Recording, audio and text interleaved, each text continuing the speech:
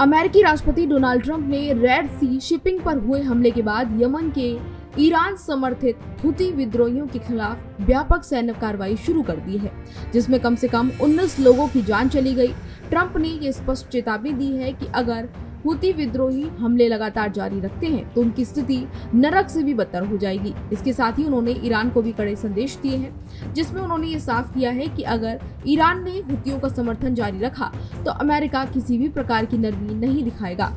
ये हमले, जो कि ट्रंप के जनवरी 2025 के राष्ट्रपति पद संभालने के बाद अब तक के सबसे बड़े अमेरिकी सैन्य हमलों में से एक है, मध्य पूर्व में अमेरिकी सेना की सक्रियता को बढ़ाते हैं। इस सैन्य कार्रवाई का उद्देश्य हुती विद्रोहियों को रोकना है, जिन्होंने हाल के महीनों में शिपिंग मार्गों पर लगातार हमले किए हैं। ट्रंप प्रशासन ने इन हमलों को गंभीरता से लिया है और ईरान पर दबाव डालने की रणनीति अपनाई है, जो हुती विद्रोहियों को वित्तीय और सैन्य सहायता प्रदान करता है।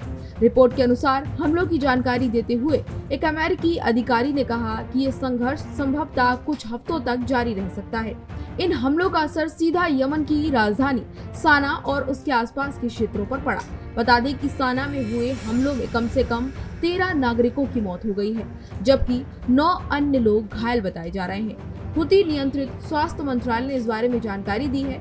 यमन की उत्तरी प्रांत सादा में एक अन्य हमले में 6 लोग मारे गए हैं, जिनमें 4 बच्चे और 1 महिला शामिल थी और 11 लोग घायल हो गए हैं। हुतियों के प्रवक्ता ने इस कार्रवाई का जवाब देने की धमकी दी है।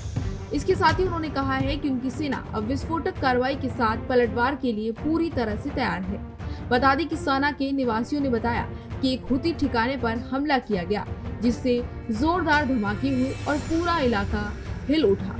हालांकि ये कोई पहला मौका नहीं है जब हुती विद्रोहियों ने शिपिंग पर हमला किया हो। नवंबर 2023 से अब तक हुतियों ने 100 से अधिक शिपिंग हमले किए हैं, जिससे अमेरिकी सेना को मिसाइलों और ड्रोन हमलों को रोकने के लिए कई सैन्य अभियानों का सामना करना पड़ा है।